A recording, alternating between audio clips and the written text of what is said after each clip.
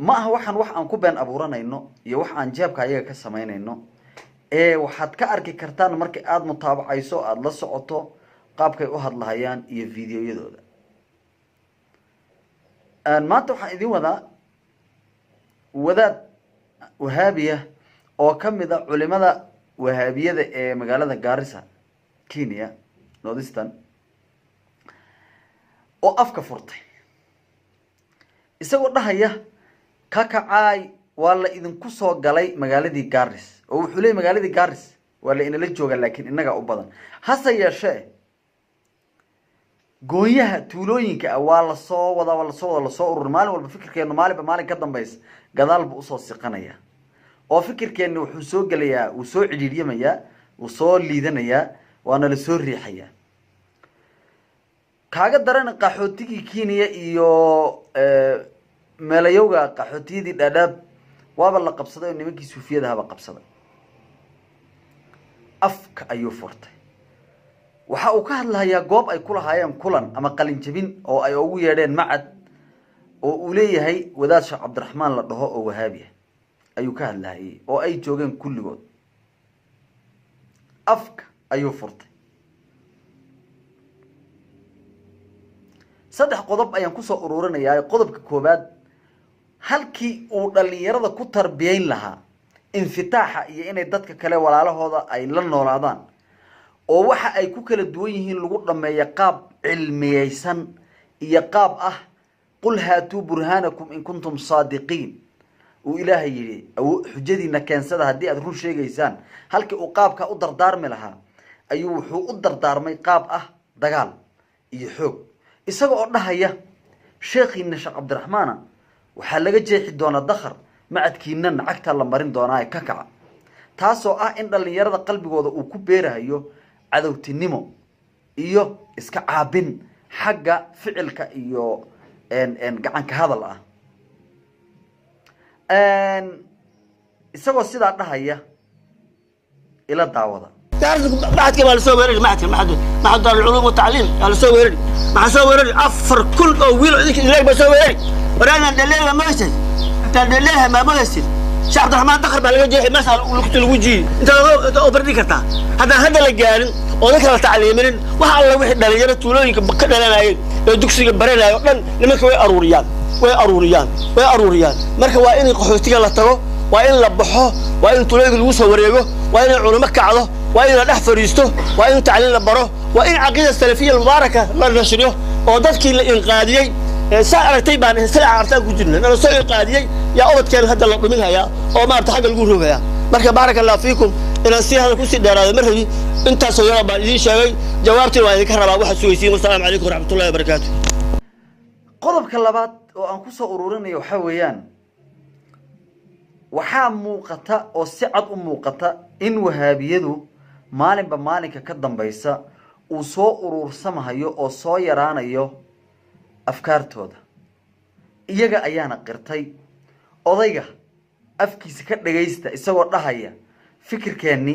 ama magaalada la idinku soo cililiyay oo soo yaraanaya oo wixii aan sanadaha badan ku soo daalaynay ka kac weeye Sheekh Cabdi Maxamed Umalow Sheekh Umalow wixii aad inta ku soo daalaysay ka kac weeye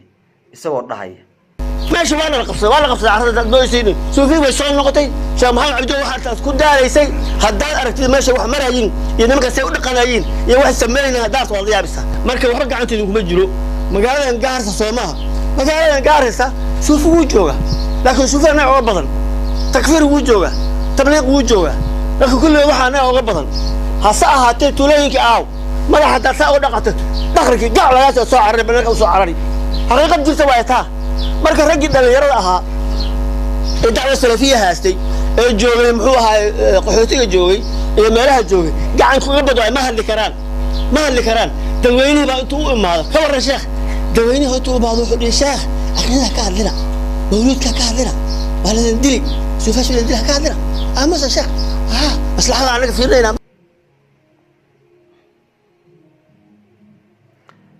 qodobka saddexaad waxa weeye oo ugu khatarsan wuxuu qirayaa odaygu oo uu ka cabanaya in nimankan suufiyada dadka ay barayaan tajwiidka علم اللي يقان مصطلح الحديث كا أو كان لغو كلا قرط أحاديث الصحراء يا أحاديث تبينتا يا علوم الدين تإني بريان أيو شيء ساسو أي تهاي وحولي أن لا دقال لنا هدي وهابيو أي كتهاي رواق أي نوكر رواقيان يا مساجد أي قبسنيان يا قيلدي عجل الضوبكو هدي أي كتهاي إن لفا في الدين تإلهي maxay ooga dagaalamayaan oo ay ooga xanaaqayaan nin faafinaya tajwiidkii iyo diintii qof faafinaya maxay ooga xanaaqayaan sababta ay ooga xanaaqayaan maxay tahay waa su'aal meesha ku jirta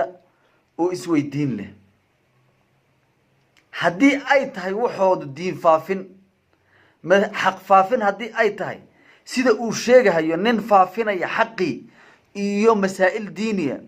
iyo tajwiid iyo musطalaxul xadiis muxuu ooga xanaaqaya muxuu ooga buuqaya muxuu ooga gubanaya waa su'aal meesha ku jirto in la isweydiiyo u baahan leesh halka waxa ka cad in wahaabiyadu aysan u soconin diin faafin ee ay u socoto annaga wax la dhaho aniga haddii qofka kale uu quraanka akhrinayo ma rabo haddii qofka kale uu tajwiidka faafinayo ma rabo haddii qofka kale xaqa uu faafinayo ma rabo ee aniga ayaa israba waa team waxa weeyaan qabyaalad waa kooxays waxay u socdaan isaga ayaana sheegahaye bal qodobkaas si fiican oo aan ku jirin buuq ila dhageysta waxay leeyihiin dhalinyaro intiinan 3 5 goor ku soo laba jibaarmayso oo sidoo kale koofiyadu qalaan oo dhalinyaradeenni bay haastaan oo ay barayaan tajwiidka oo ay barayaan musdalax oo ay barayaan xadiiska oo ay barayaan tafaasiirta ma ahna marka meel iska fadhin jireen ma intaas ay barayaan kolkaasay taatika ku socdaan ma aqaan Sheekh Cabdiraxmaan had inta xirbu haastaa barnaamijka taatika ku socdo ee ku saabsan tuulooyinka iyo qaryooyinka ma aqaan sheekhan kale ee haasta dhinaca suufiyada Sheekh Cabdiraxmaan wuxuu ku socdaa oo uu la fadhiyaa xaga dheer oo uu la fadhiyaa dhagaxley labadaas meel ba u dareen wuxuu ku socdaa ardadiisa inuu qoys u garan oo ayagoo labaatan gaarin koox walba uu diri mandiqadii ka dhasheen hooyada aabood ay joogan u diri markaasay tuulooyinka wareegayeen kolkaasay meel walba tagayeen markii aad dhageysateen codadka odaygan waxaad arkaysaan odaygaanu inuu afka furtay waxaad arkaysaan odaygan in uu maaragtay aad u cabaaday aad iyo aad baan ugu faraxsanahay inay wahaabiyadu cabaadaan sababta wahaabiyadu waxay noo keeneen qarax cadaawad isku dir fikir ciriiriyan maxay ahaydee aniga unbaa jira haddii aad aniga xagga fikirka iiga ekaanin waan kula dagaalamaya waan ku dilaya ayay noo keeneen wahaabiyadu intabana iyaga codadkooda ayaad ka arki kartaan fiidiyoyo kalena waa idinla wadaagaya darkaygu wuxuu yahay inaad channelka anaga ishtiraak ku samaysaan oo aad like saartaan si fiidiyoyadan ay u gaadhaan dad fara badan oo maxay ahaydee raadinaya xaqa iyo wanaagga وولكن محمد علي علمي بارس سره ومحي أيدي إذن لو ذاك هي حقائق الصوبان دقيتان كذا. سلام عليكم ورحمة الله تعالى وبركاته.